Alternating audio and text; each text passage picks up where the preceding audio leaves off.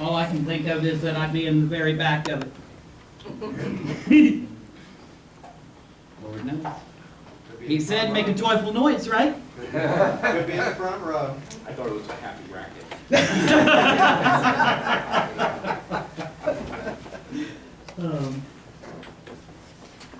Morning. Morning. The name of the message is Loving Yourself. We get told so many times to love one another as we love ourselves. How many times have you actually thought about what that means? One of the things that finally struck me was God has given me permission, no matter what I've been told by my parents, by society, by anyone, I am allowed to love myself. Amen. God gave us permission. God told us to do that in His commandment, His second commandment. He gave us 2 commandments, Jesus did. And this was the second. To love your neighbor as you love yourself. Amen. Now, we've been told so much that it's egotistical. There's another word that's been thrown around a lot this season, narcissistic. That's a big word. Y'all know what it means? Go look it up. Put it in Google. It's amazing. Aw. No, I'm not going to make it easy. Go look it up. You have to know how to spell it first. Yeah, there you go. You have to know how to spell it to look it up. Narcissiac. And then Google takes over. Yeah, exactly. Or something to that. Something to that effect. Anyway, narcissistic, egotistical, full of yourself. All of those things are things that we're told about us when we try to show ourselves some love. When you love one another, that's easy. When we love our partners, when we love our friends, when we love coworkers, even when we love our enemies. What do we want for them? What does that look like? The passage that we read in Corinthians that Paul gave us when he wrote the letter to Corinthians is usually used at weddings. Okay? That's when we hear this the most often. Why can't we use that when we look in the mirror for ourselves? If love is all of those things, and God has commanded us to love ourselves, then we need to be applying those principles in that passage to ourselves. We need to be kind to ourselves. We need to be gentle with ourselves. We need to be understanding. We need not be boastful. We need not be arrogant. We need not be full of ourselves. But we do need to show ourselves kindness and gentleness. One of the ways that I've worked on this, and those of you who have listened to me before know that most of these come from things that I'm working on myself. And this one I've been working on for a long time. And I'm nowhere near perfect at it, but I've gotten a lot better. Be kind and gentle to yourself. When you make that mistake, it's just a mistake. When your friends make a mistake, you go, don't worry about it, it's okay. We'll get through it, we'll fix it. Why aren't we like that with ourselves? Why do we go to bed going, oh my God, what did I do? How did I get through this? Oh, why are you doing that? That's not what God wants. That's not how you're kind and gentle to yourself. Your words in your head, no matter where they came from, make sure that you change them out for kind ones. One of the things that I've been working on is at night, when you're preparing for your final rest of the day, or whenever that time may be in your life, is to find something kind to say to myself. I did this well today. Sometimes that may not look like anything more than I got out of bed this morning. Amen. But sometimes that's all we can do. That's okay. If that is all you can do and you have tried your best and that is all you can do, that's okay. You know what you're dealing with. You know what you're going through. Another way to be kind to yourself and gentle with yourself and to love yourself is to make sure that you're feeding yourself well. Make sure that you're getting the proper rest. Make sure that you're getting enough water and hydration. Taking care of your physical needs makes it a lot easier to take care of your other needs. If you're not giving yourself the proper fuel to get through the day, then no wonder you're tired out. No wonder your brain is going all crazy. God gave us beautiful, wonderful, amazing food. And He told us that we had dominion over all the land and the sea. We have control. We have control over what we do to ourselves.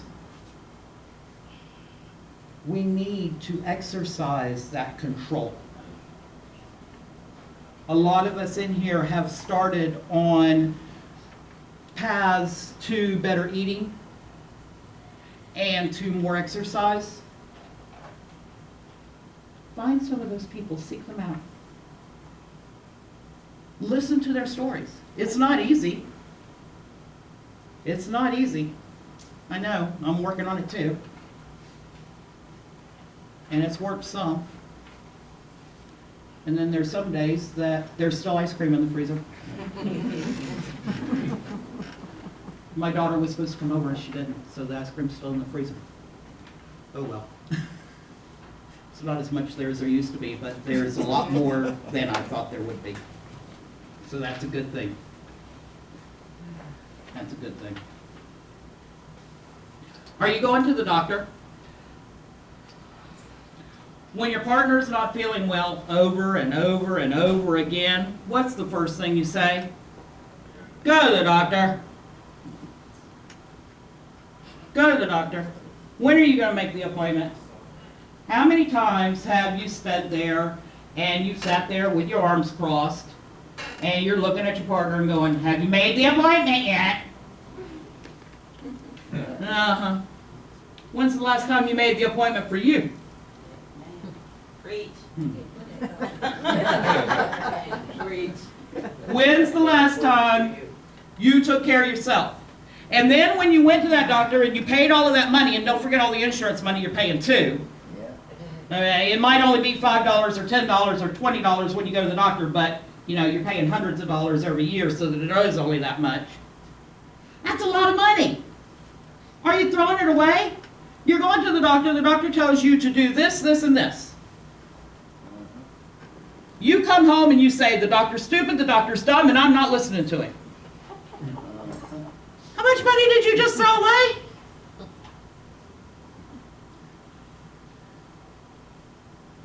Is that love? Is that what you'd let your partner do? Is that what you'd let your friend do?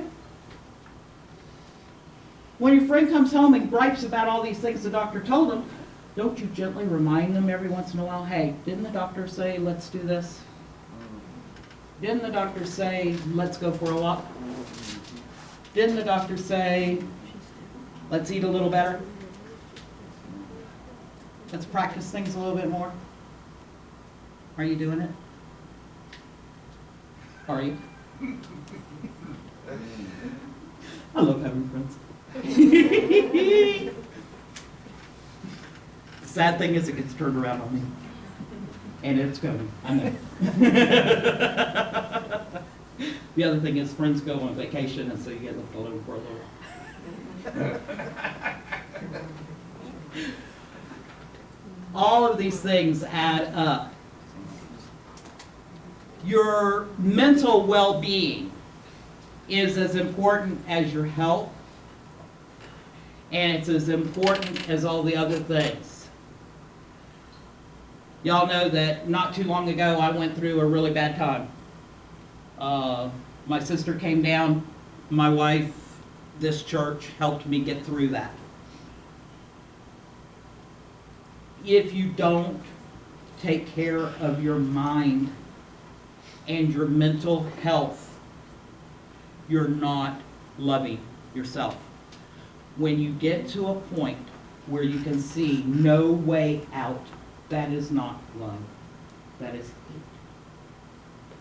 Don't hate yourself. Don't let it get to that point. Get help. Don't be afraid to ask for it. There are plenty of people in here, whether we know the right words or whether we think we know the right words, we will find the words or we will find somebody that can help you. It's a scary, horrible place to be, where you can't even face the fact that there is sunlight outside. It's a hard place to come out of, and it takes a lot of work. Don't, please don't allow yourself to get to that point. Find help. Any of us will help you. If we haven't been there ourselves and we don't understand, we will find somebody that has and that can help you.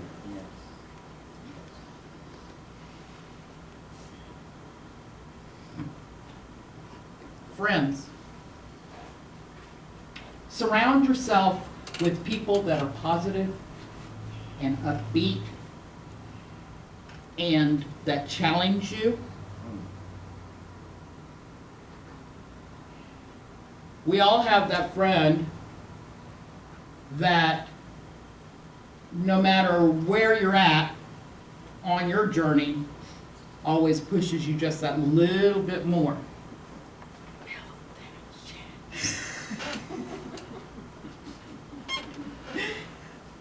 They come and they give you encouragement. They come and they give you help. Or they just come and say, let's go do something. Hopefully all of you have found someone, whether it's family, whether it's friends, whether it's church, that will push you that one little extra step. Because sometimes you just can't move that one little extra step. But it's in you. It's in you. God has never given us more to handle than what we can. That is one of His promises. And that promise has gotten me through more times than one. In one of the passages, Elihu said to Job that that God gave him breath and God gave him life. If God gave me these things, who am I not to love them? Who am I to say I am not worthy of these things? God gave them to us. God gave us breath. God gave us life. Yes. God molded us all from the same clay.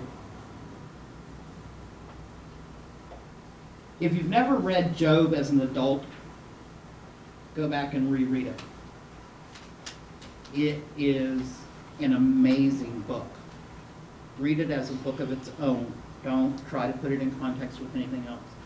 Go back and see the trials and the tribulations that Job went through and the faith that he maintained in God and the people that helped him maintain that faith and helped him to continue to love himself and those around him.